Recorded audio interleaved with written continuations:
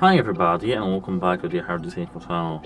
In today's video I am going to show you how you can easily do a soft reset of your House of Marley get together speaker.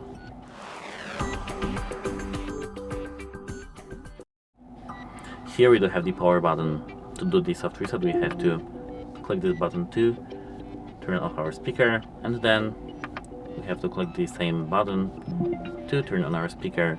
Of course, the time between turning off and on should be 1 minute at least. Of course, not 1 minute when turned off. The whole process should take 1 minute. Between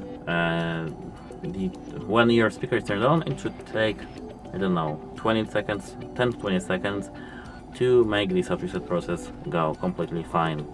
That's it. Hope it helps you, and goodbye.